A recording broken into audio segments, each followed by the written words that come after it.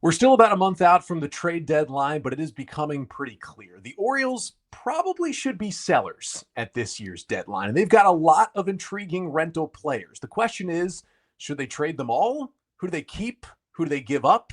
We'll try to run through that list with Paul Mancano of the Baltimore Banner coming up on this episode of the Locked On Orioles podcast.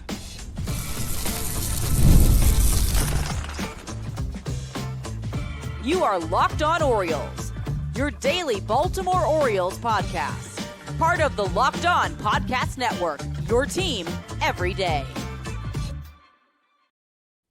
Hey there, Orioles fans. Today is Friday, July 4th, 2025, and welcome back into the Locked On Orioles podcast, part of the Locked On Podcast Network, your team every day. As always, I'm your host, Connor Newcomb. We've got a guest with us today who we will introduce in a second. But on this episode, the fireworks are right here on today's episode of the Locked On Orioles podcast. We're talking trade deadline, really our first full jump into the deadline, which is now 27 days away. The Orioles are 12 games under 500. They should probably be sellers. So we're going to run through really the 9 main quote-unquote rental type pieces they have that could legitimately be dealt at the deadline. And we're going to play a game we're going to call Send Him or Extend Him with Paul. But that's all coming up on this episode of the Locked On Orioles podcast, which is brought to you by Game Time. Download the Game Time app, create an account, and use code LOCKEDONMLB for $20 off your first purchase. So our guest today is Paul Mancano. You know him well. He hosts the Banner Baseball Show, among other things, over at the Baltimore Banner, helps cover the Orioles, the Ravens, and everything in between Baltimore sports. You've definitely seen him on TikTok. You've probably seen him on this podcast before. And Paul, welcome back to Locked On Orioles. Yeah, Connor, thanks for having me. I wish it was under better circumstances. At this point during the season, I expected to be talking about who the Orioles could acquire via trade and not who the Orioles could send out, but such is the 2025 Baltimore Orioles. Yeah, and that is where we are. And the first caveat before we play this game is I think both of us are in agreement that the Orioles are still going to try to compete and make the postseason in 2026. I think we are both in agreement with that and hopefully beyond 2026. This is not a full rebuild. This deadline is not going to look like 2018 when the Orioles sold the entire team away. This deadline is not going to look like 2020 or 2021 when the Orioles traded away the pieces they actually did still have to continue through their rebuild. This is much closer to what you would call a retool. The Orioles have multiple good major league players who are on expiring contracts, and even if they are willing to bring some of them back, they're certainly not going to bring all of them back. I think most of us are in agreement. They're probably not making the playoffs this year. So the smart play is to try and trade them to a contender, get players or something, maybe compensation picks back that can help you in the future. So we've got 9 players lined up, Paul, and we're going to play this game called Send Him or Extend Him. We're going to run through these 9 players, and you're going to choose to send him, which is send him away to another team via the trade deadline, or you are going to extend him, whether that is trying to work out a full extension. A couple of these players have team options, so maybe it's just picking up their team option. Maybe it's just giving a qualifying offer. We can talk about that as well. You can kind of take it any way you want, but I love rhymes, and this does rhyme. So we are going to start out in this game with the position players. And number 1 on my board, you would definitely make the argument that the best player so far this season among these 9 is Ryan O'Hearn, who earlier this week was named the All-Star starter at DH for the American League. He's somehow gotten better in his 3rd year with the Orioles. It's a career year, but he is also an impending free agent. He's been awesome this season. He's defensively limited. I wouldn't put him in the outfield more than once in a while. He can play first base. And there are still some struggles about him with, can he really be a full-time player facing left-handed pitching? But Paul, for you, Ryan O'Hearn, best hitter on the Orioles this year, send him or extend him? I have sent him, and it hurts. But I think that the strategy that I would employ here if I were Mike Elias is I would try to, and this is a term that I'm borrowing from my good friend Dave, yo-yo him. I would try to send out Ryan O'Hearn, and once you make the deal, once you pull the trigger, you give Ryan O'Hearn a call and you say, hey, just traded you to the Houston Astros, but keep your phone on at the start of November because we want to come calling at some point. We would love to have you back in our building. I just think that what he brings the Orioles, it's obvious. I mean, it's not just what he brings as a left-handed bat. It's what he brings in the clubhouse. His defensive limitations, forget about him because his bat is so crucial to this Orioles lineup. He is a veteran. He loves being here from everything that we can tell. I would try to get him back. But right now, when you're sitting on a piece like him, you do have to make the most of that. You do have to see if you can get something from another team for him. And guys that are left-handed bats get you quite a lot at the trade deadline just because teams are always looking for that kind of archetype of player. Paul, I got another rhyme that I'm going to call that one. How about lend him? You're not going to send him or extend him. You're going to lend him right there. Send him to another team for 2 months, maybe plus if they go to the postseason, and try and bring him back. I am going to say extend him.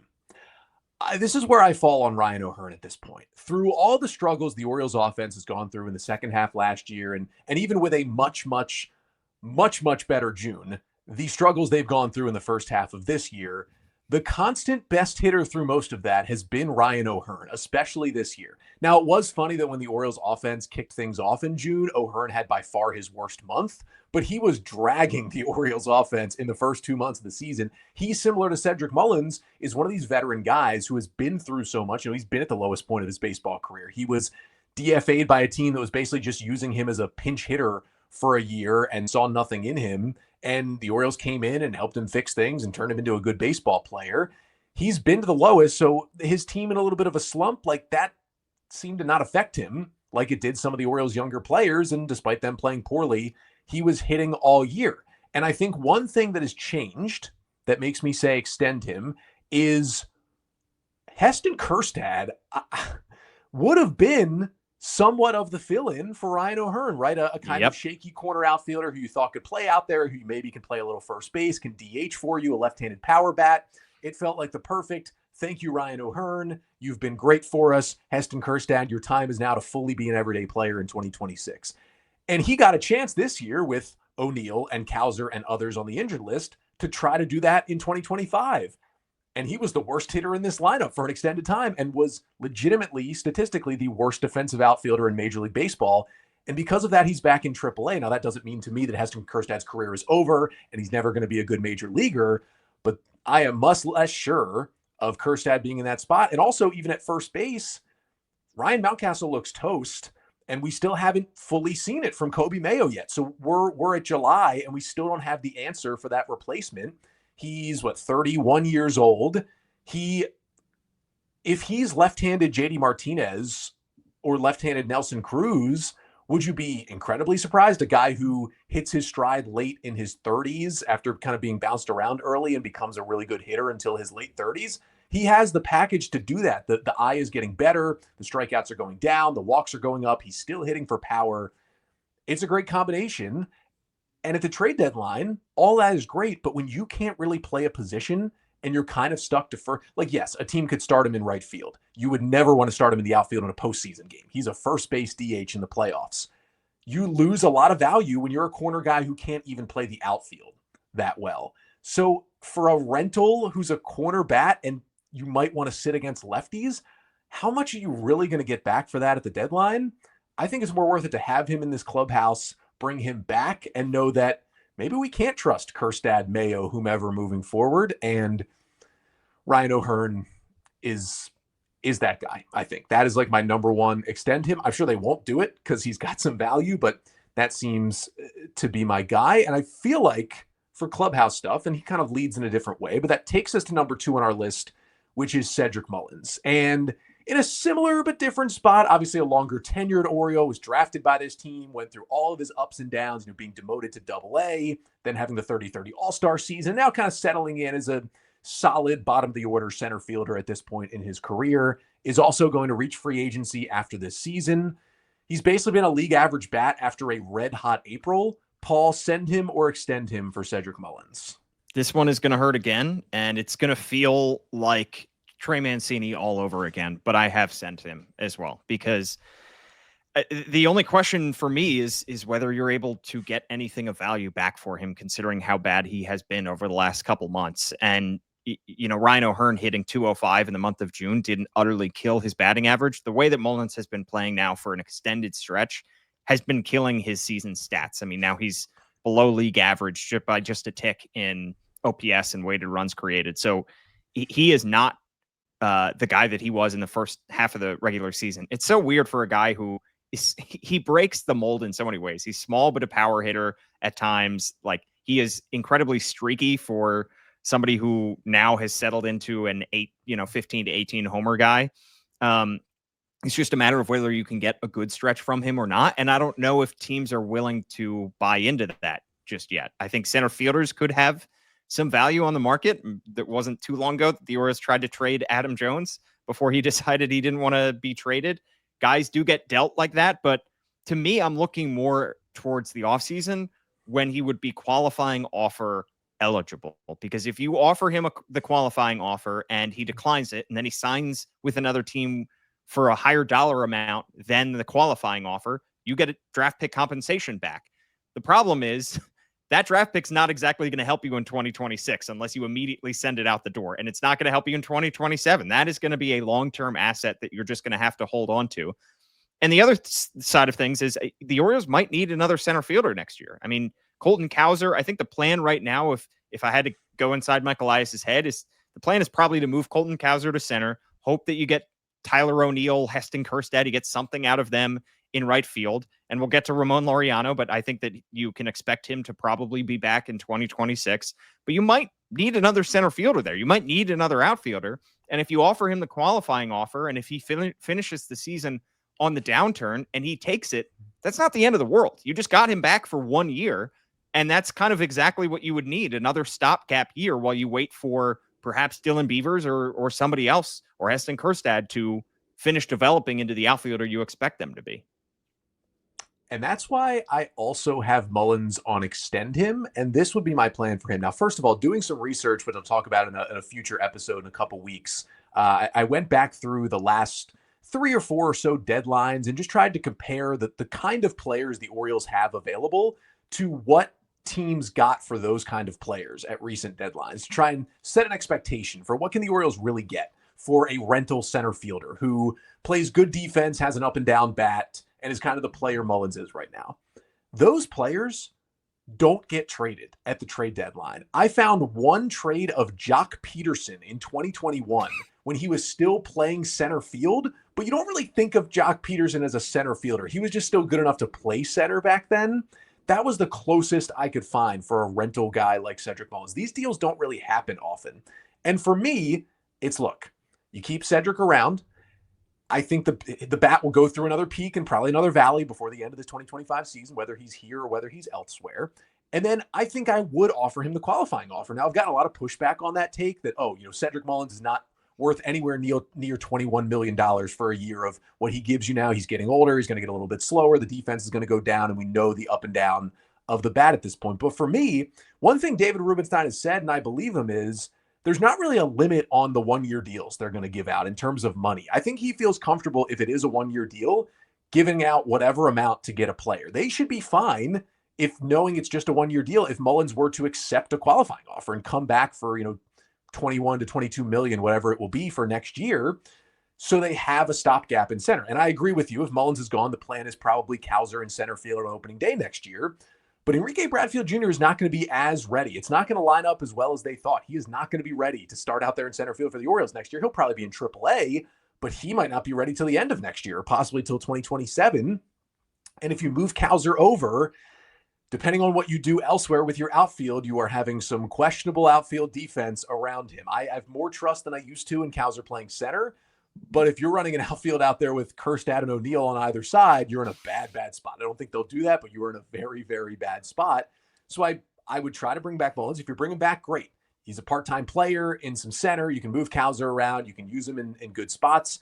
If he signs elsewhere, great, you take the draft pick. And the third thing is, Mullins saddled with the qualifying offer is going to make him really tough for another team to sign. If they know they're going to have to forfeit a draft pick to get a very up and down aging player like Cedric Mullins, you may be able to get him back for much cheaper. Say he declines the qualifying offer 5 days into the offseason. He looks around and he says, wow, nobody wants to sign me, especially when they have to give up a draft pick. He comes back to Baltimore for 1 year, $10 million. Yeah, you don't get the draft pick, but you get a much cheaper deal, more market value Cedric Mullins, and you get 1 more year stopgap before your guy Enrique Bradfield is here. So that's why I'd give him the offer. I'd try to give him back. And again, not that he doesn't have value, because a good defensive center fielder definitely has value, and I think would at the deadline. It's just Those players never get moved at the deadline, so I really have no idea what in the world the Orioles would be able to get out of him. He'd have to be a player they'd probably have to package with a pitcher maybe to make a trade like that, but it will certainly be interesting. Now, you mentioned him. We're going a little long on the first segment, but I wanted to get all the hitters in here. You mentioned Ramon Laureano, so we got to go to him. Ramon Laureano, it's like he's just Tyler O'Neill. He's doing what the Orioles signed Tyler O'Neill to do. Ramon Laureano on the season has a 142 WRC plus. Ryan O'Hearn leads the team at 143. Ramon Laureano is inches away from being the Orioles' best hitter this season. Who would have thought that? He's played great defense. He's got a cannon for an arm. And the little sweetener, he's got a $6.5 million team option for 2026, which could be helpful to the Orioles to bring him back for cheap, but could also make another team want him even more to get him for a year and a half. So, Paul, send him or extend him for Ramon Laureano. To me, this is no question extend him. And by extend him, I mean pick up his team option. This is, if Mike Elias could do it now, I think he would. I think this is absolutely a home run extension. And I feel like that right now, Ramon Laureano might be kicking himself for agreeing to that team option for next year, because if he didn't have it, he would be getting a massive raise in free agency from the Orioles or from somebody else. And I love that you said he is basically what the Orioles thought Tyler O'Neill would be, perhaps with a little bit less pop and maybe a little bit more defensive chops. He has been a veteran for them. He has been necessary every step of the way. So to me, in an outfield that we just went over, has a lot of question marks, the Orioles are still going to be going into the offseason looking for another right-handed bat. I think it's safe to say, and they might be trying to add another right-handed bat to the outfield. Why not bring back the guy that you have that's already playing well, that already does so many different things for you at $6.5 million? It's a no-brainer. Paul, I think we are 0 for 3 on agreeing, and I think that makes for great podcasting. I am first send him of the day on Ramon Laureano. Here is my hottest Orioles deadline take. Among the players who are rental or rental adjacent, yes, he has the player option, but somebody could decline it and he could hit free agency. So he's kind of rental adjacent. That's why he's in this episode. Among these 9 players we're talking about today, I think Ramon Laureano has the most trade value out of any of them. A, you can stick him out there in the outfield confidently. He could even play center field if he absolutely had to. B, basically, at this point, same offensive numbers altogether by WRC plus as Ryan O'Hearn. Now, he gets there a different way. Don't get me wrong. He's a right-handed bat instead of a left-handed bat. But it's the same offensive output, except you can start him in the outfield in a playoff game, which you definitely don't want to do with Ryan O'Hearn. And if he were to keep this up, which would be wild for Laureano, something he's not really ever done, you get him for $6.5 million next year for this kind of production. That is a steal. And I know it feels like, he's this laboring old veteran. He's younger than Ryan O'Hearn. He is 30 years old and O'Hearn is 31. This guy still has good years ahead of him if he can play like this. Now, I know that he's had some issues in the past. Ramon Laureano, if you look back on his previous seasons, there's been some half years where he's been really good and then really bad. You look last year, he was horrible in Cleveland. He gets released, and then he was awesome in Atlanta. But here's the nice thing. He was signed by the Braves. He had a 129 WRC plus. He signs with the Orioles. He's at 142. Historically, he has been a better second half player than a first half player, and he's already been great in the first half. I think teams are going to be salivating over Ramon Laureano. And when most of your trade chips as a team that's looking to win next year, so you don't really want to trade away a lot of your controllable players. If they're good, you want them to help you win when you're trying to do that again next year. I understand he is controllable, but he is also potentially replaceable. He is a guy you brought in on a 1-year deal. I don't think he was ever really in your plans. And do you really think Ramon Laureano, again, I just talked about how he's always better in the second half, and I get it. Ramon Laureano, who previous seasons, last year, 108 WRC plus, year before 90, year before 94, is he really going to keep up being the Orioles' best hitter throughout this year and next year? I don't see it happening. I think because of that extra year, the defensive value, and the way he's swinging the bat now, he can bring you back more than any of these other players we're going to talk about today. And I think you have to capitalize on that, because I think you could at the very least get a legitimate big league ready relief arm for next year's bullpen for Laureano. And I don't think you pass that up. Okay. While I completely agree, I think that's a great take that he probably does have the most value. I know we're running over on this first segment, but look at all the red flags that Tyler O'Neill had on his ledger, and he still got $50 million for the Orioles. who are they going to have to sign to replace him, and how much are they going to have to give that guy? If one thing we know about Mike Elias, whether they go into this offseason and spend more than they ever have or not, if he has a cheap bargain in front of him, he is going to take that cheap bargain. And to me, Ramon Laureano has more bang for his buck than anybody you can find in free agency. He is a right-handed bat in a team that desperately needs one. If he didn't have this club option, I say send him out tomorrow, because he's going to get you a huge haul. Maybe not a huge haul, but he'll get you a lot. But that team option has got to be so enticing for this team that is always trying to keep the payroll low. It's too tempting to bring him back and to keep him. I get it, but they just got him for $5 million. Can they get another Ramon Laureano for $5 million? That's what got them into this mess at the first place. Yeah, that's not to this production, exactly but I think they could. I think he's a very interesting conversation to have, and will be even more interesting than some of these pitchers moving on. That brings us to the pitchers. They're coming up next. The O's have 3 rental starters. Don't look at their ERAs, everyone. Please just shield your eyes from their ERAs, but we're still going to talk about them coming up next. But first, this episode of the Locked On Orioles podcast is brought to you by Game Time. We've all been there. I'm sure Paul's been there, logging on early and waiting forever for concert tickets to go on sale, only to lose your spot for a show you've been dying to see. Live music should be about making memories, not dealing with the stress of ticket shopping. That's where Game Time comes in. Game Time makes getting concert tickets faster and easier than ever. Prices, they actually drop as it gets closer to showtime, and you can save up to 60% off with their killer last-minute deals. And are you tired of just endless scrolling after the fact, trying to find the best deal on all these sites? No more. Game Time Zone Deals picks the best seats in your section for you, and there's no hidden fees. So take the guesswork out of buying concert and show tickets with Game Time. Download the Game Time app, create an account, and use code LOCKEDONMLB for $20 off your first purchase. Terms apply. Again, create an account and redeem code LOCKEDONMLB. That is LOCKEDONMLB for $20 off. Download Game Time today. Last minute tickets, lowest price, guaranteed. So we are here with Paul Mancano of the Baltimore Banner and the Banner Baseball Show. Him and John Mioli do a fantastic job over there. I'll put my hand up and I'll say, yes, I do record my own Orioles podcast 5 days a week, but I still have not missed an episode of the Banner Baseball Show as well. So there are a couple of Orioles podcasts out there that it's not too much Orioles information that I will always listen to as well. And Paul and John's is one of them. Paul, we're playing Send Him or Extend Him. Let's move on to the rental pitchers. Yikes. Let's start with Zach Eflin. This should be the quickest conversation. Zach Eflin is an impending free agent. When the Orioles traded for him at last year's deadline, it was, and I still believe this, the best deal made by any team for a starting pitcher at last year's deadline. He had the lowest ERA from the deadline to the end of the year of anyone who was signed. He wasn't amazing in that playoff start, but 4 innings, 1 run. He keeps you in a game that you have to win. Basically a quality start machine, and he was that until the lat injury this April. Missed a month. Came back, some good, some very, very bad. He's now back on the injured list with a back issue. The decision might be made for us because of that, but send him or extend him with Zach Eflin. I guess extend him if he's willing to take like a well below market value deal. I don't think you're going to be able to send him. I just don't think, if he is still hurt come the trade deadline, I don't think that any team is going to give up something of value for him. And if he comes back and struggles, they're definitely not going to give up anything for him when his ERA is up towards 6.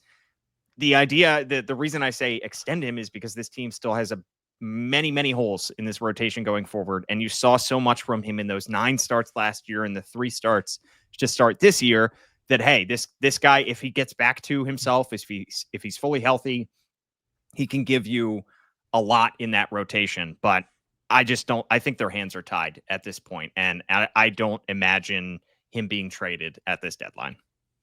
Him struggling was already bad enough. Him on the injured list, I mean, at this point, he can come back before the deadline. He can come back with time to make 2 starts potentially, but that's if he's all good and it's a minimum IL stint. If there's anything more than that, I think you and John talked about it on Tuesday. It was like, are we in a situation where it's going to be 1 showcase start for Zach Eflin on July 27th? And it's like, how good he looks depends on if the Orioles can deal him or not. It's not a spot anyone wants to be in. I think their hand is forced to, I don't know, maybe end him is another decision here where it's just like, That's It's a a little little morbid. dark. We're not killing Zach Eflin. We love Zach Eflin. He's done amazing things for the Orioles. It's just been a little rough lately. But I just love rhymes, Paul. That's all I want. I can't think of anything else. Yeah. I just they're not going to be able to deal him, I don't think. And so at this point, what you hope for is he comes back in August or however long it takes. The health maybe helps him get that arm angle back up that he's been talking about. His stuff is down. I don't think he's ever going to be the strikeout guy he became for a little bit there in Tampa before coming over to Baltimore. But at the very least, you can get that soft contact, low pitch count, deep into games kind of guy that helps in the middle of your rotation. Maybe he pitches well enough through the end of the season. At the very least, it makes sense to offer him the qualifying offer and someone else would give him a 2-year deal, or it makes sense to, a 2-year, $40 million extension because he has enough left in the tank to give you, 180 innings over the next 2 years of league average baseball. That's helpful. In this world of pitching, especially with the Orioles, that's helpful. I just think you said it right. Like their hands are tied on this one.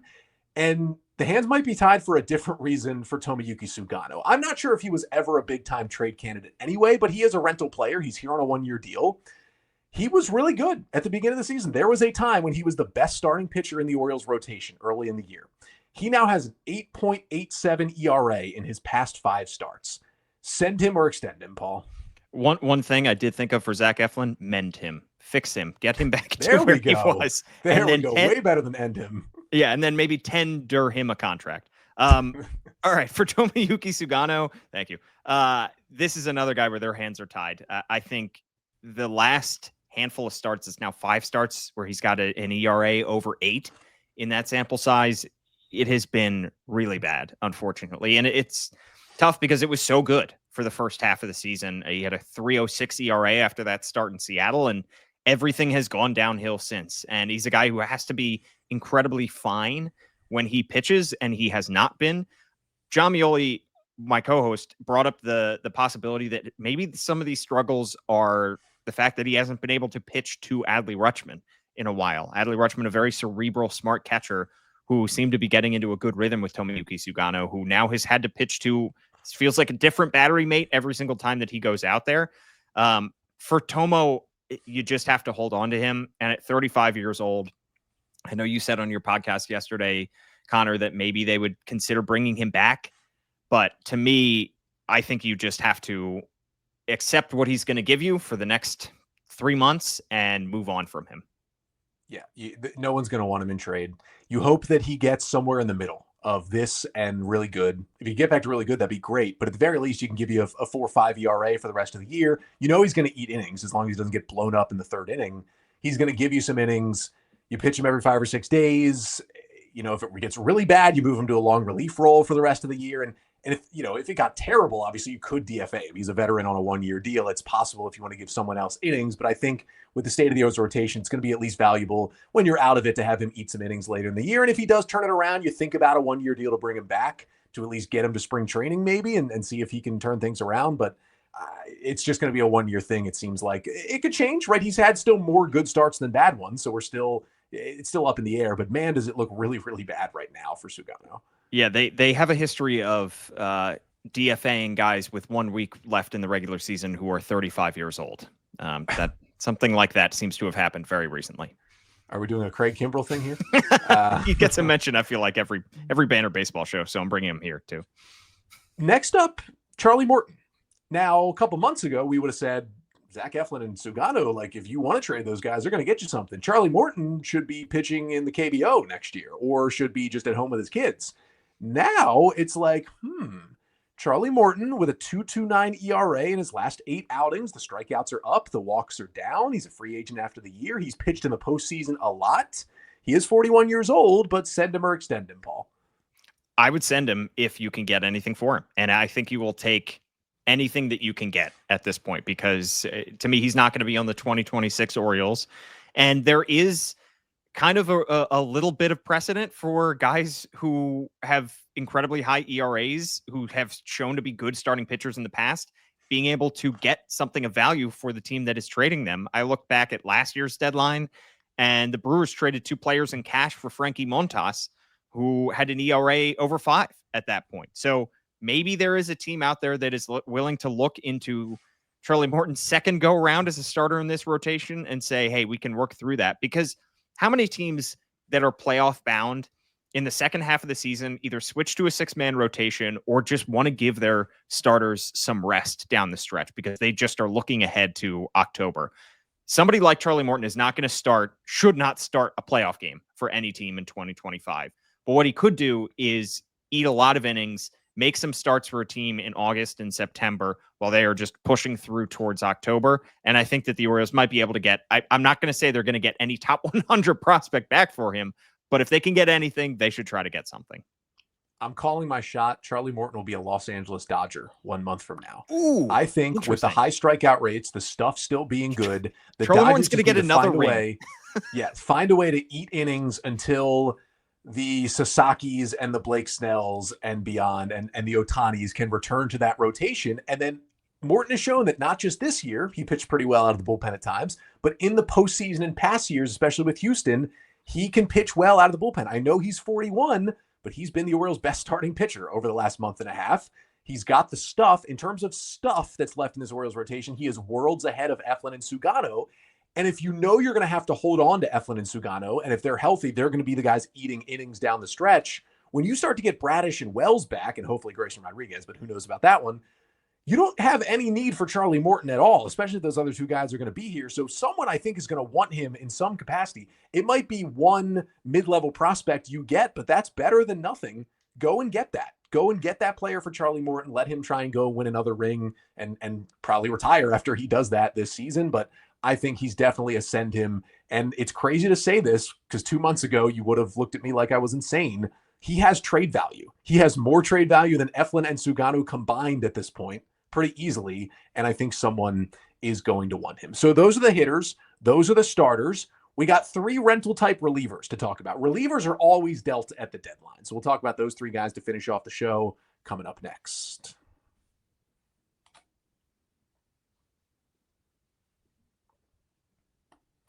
We're here with Paul Mancano of the Banner Baseball Show over at the Baltimore Banner. We're playing Send Him or Extend Him with the Orioles kind of rental or rental adjacent players. And we finish off with the 3 relievers. Let's start with the guy who really over the past month or so has been not just the Orioles' best reliever, but one of the most dominant relief pitchers in Major League Baseball. That is Seranthony Dominguez. He's 30 years old.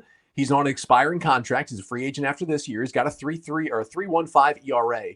But in his last 15 outings, Paul, he is not allowed a run.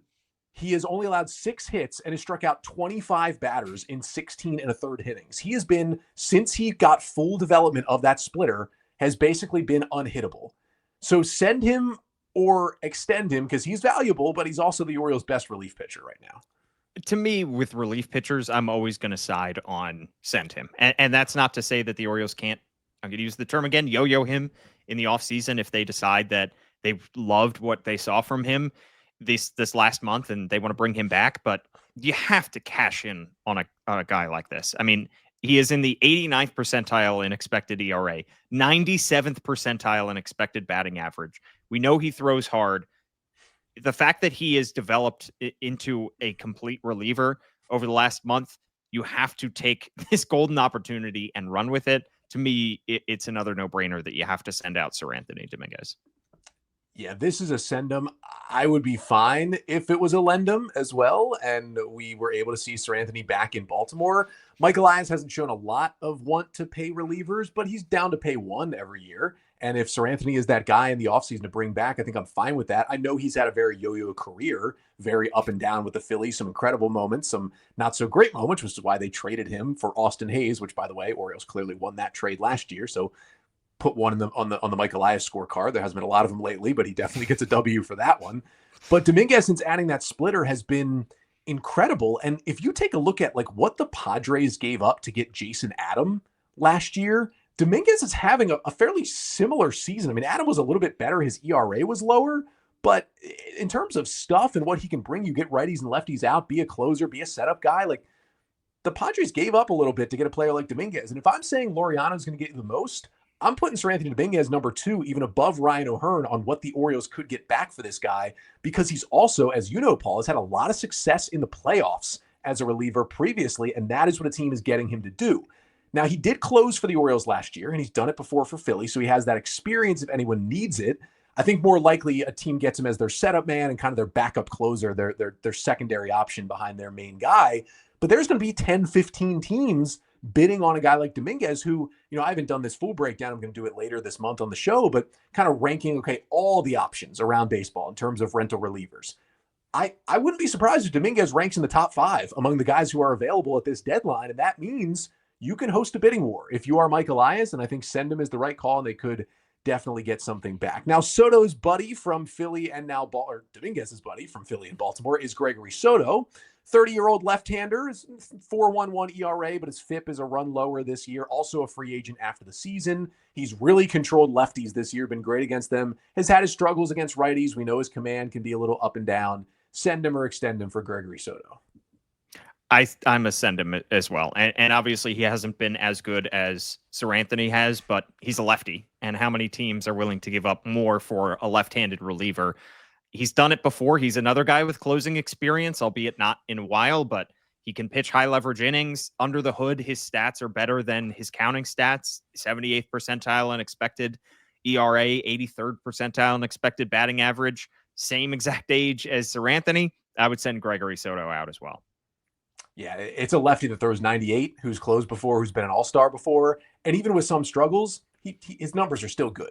And he's dominated lefties, and if you can find lefty pockets for him, he will get you big outs in the postseason. I firmly believe that. And again, it's a rental. And, he's just one of these guys along with Dominguez where at their heights, like they pitch like 2 of the top 10 relievers in baseball when they are on. When they are off, it can be really tough to watch. And they've hit both those spots a lot of different times throughout their careers. Someone who you want to bank on. So what you really want for Dominguez, even if he struggles a little bit for the next couple of weeks, this last stretch was so good, a team's going to see that. If Soto can go on a 2-week heater here, the O's can get a lot for both of these guys. I mean, I see a hilarious scenario where they package the 2 of them to Philadelphia, which would honestly just make me laugh so hard. But these are 2 guys the Phillies need right now. If they want to try and win a World Series right now, they need bullpen help. They know these 2. I know they didn't say, or at least was it Soto who was like, I didn't want to be in Philly anymore because he wanted to close. So maybe that one doesn't work out, but at least Dominguez feels like a great fit there. I think it's pretty easy to do the send him. The last reliever you can at least have more of a conversation on, and that is Andrew Kittredge, who the Orioles signed to a 1-year deal in the offseason for $10 million. It also included a $9 million team option for 2026. So similar to Laureano, he has the ability to come back next year. He had that knee surgery in spring training, missed the first couple of months. Since coming back, he's been fine. He's been like a fine middle reliever, basically, since he's returned. 18 innings. He's got a 4.5 ERA, but his FIP is much lower. Solid K rate, low walk rate. He's dominated righties as usual. Struggled a little bit against lefties as usual for Andrew Kittredge. What do you do? What do you do with him? Send him or extend him? I think he's interesting, not in that he's been great, but it's more of just like, it's been a weird season for him. Yeah, I wonder what he would have done for this team had he been fully healthy and had this team been fully competitive from the get-go. Because I really do think that if this team were a playoff team and he were fully healthy, he could have played a critical role in this bullpen down the stretch. But the injury just threw everything off. The fact that he had to slowly come back while the team is struggling as mightily as they are, and then they didn't exactly know where to use him as soon as he came back. I would try to send him because that $9 million club option maybe adds a little bit of value for a team next year. He's 35. Would be nice if he were healthy this year and maybe he shows something down the stretch for another team, but I don't see a whole lot of reason to keep him if another team is willing to take something. Yeah, I would go extend him only because of this. I don't really know if another team wants him right now. The Orioles have 2 better relievers right there that we just talked about. And if you, this is another conversation to have, but teams are going to be sniffing around guys like Brian Baker and others that are also just been better relievers than Kittredge this year with more team control. So he's kind of far down the list. But if you're the Orioles, do you really want to give him away for cheap when you have this club option with him? At the very least, he could be the veteran that remains in your bullpen down the stretch. You can get him a higher leverage role. You can pick up his option in the offseason. And if you want to bring him back, if he's still a good reliever for $9 million, that's a good deal. If you can find a trade partner for him for $9 million in the offseason, once you pull the old Jose Iglesias, pick up his option and immediately trade him, that is a possibility as well. again, if he were healthy, I think this would be a different conversation for the first 2 months, but there just hasn't been enough of him looking dominant. He was very good for the Cardinals last year. He was an all-star a couple years ago for the Rays. We just haven't seen enough Kittredge to get that version of him yet. I don't know in the next 3 weeks if that will change. Maybe it will, but I think it's just most likely they keep him, pick up the option, and then kind of go from there. And hopefully he can fill some veteran bullpen innings for the remainder of the year. But Paul, as usual, we went longer than I planned, but that's what happens when you have some good stuff to talk about here on this show. Really, the first Locked On Orioles episode of the season that's really full into the trade deadline and really being like, yeah, this team is being sellers. Now, the last thing I'm going to ask you, we have 9 players on this list. How many are a Baltimore Oriole on August 1st, the day after the trade deadline? Ooh. You don't have to say exactly who, but how many of the 9 are still here? Well, look, my bigger question is, why did we not talk about Gary Sanchez, who is also an impending free agent? And I think catchers get traded at the deadline. We have no catchers, Paul. I know. You can't trade catchers when you don't have any other. I would have to catch. Ken Rosenthal. I would have to catch, Paul. Look, I've seen you behind the dish in softball, and you're not terrible. It's just when you get into somebody into a rundown, and then that you're hobbling on one leg, and that's not great. I was injured. Let the record show. The record does show that he was injured. However, if I had to pinpoint how many guys would be left, I think maybe of the 9 guys we discussed, I'd say 5 are left. I do think they end up trading Sir Anthony and Gregory Soto if those guys are healthy. I do think they trade Ryan O'Hearn, and I think that they're able to either get something for Charlie Morton, or maybe they do pull the trigger on a Ramon Laureano deal. So I say 5 of the 9 are still in Baltimore. I think there's no way Eflin or Sugano get traded, so it's at least 2. And then I'll say 2 more, don't know who, but 2 more stay. So I say 4 of the 9 are still here, and the Orioles deal 5 players, but I'm going to also say they deal 6 players, because I do think one of these controllable relievers might be on the way out for a little bit of a bigger package as well, because if one thing there's Mike Elias has shown, he can build a bullpen out of almost nothing and find a replacement for those guys. But Paul, it was once again great to have you on. Let everyone know where they can find you, find your work, and find you also talking about the Orioles on a different but also just as good podcast. Yeah, the Banner Baseball Show, myself and John Mioli do it every week. Have a couple bonus episodes in there as well. Find it anywhere that you get your podcasts, and watch it on YouTube right after you watch Connor's daily podcast. And of course, subscribe to the Baltimore Banner, $1 for 6 months. It's a great deal. It is a great deal. That is Paul Mancano of the Baltimore Banner. That will do it for today's episode and for this week on the show. Orioles and Braves, the 2 teams finally meeting that have been probably the most 2 disappointing in Major League Baseball this year. And I don't think either of them are making the playoffs, but we'll see if one can emerge victorious this weekend. Either way, I will be back on Monday to recap that Orioles and Braves series. Until then, I'm Connor Newcomb, and this has been the Locked On Orioles podcast, part of the Locked On Podcast Network. Your team every day.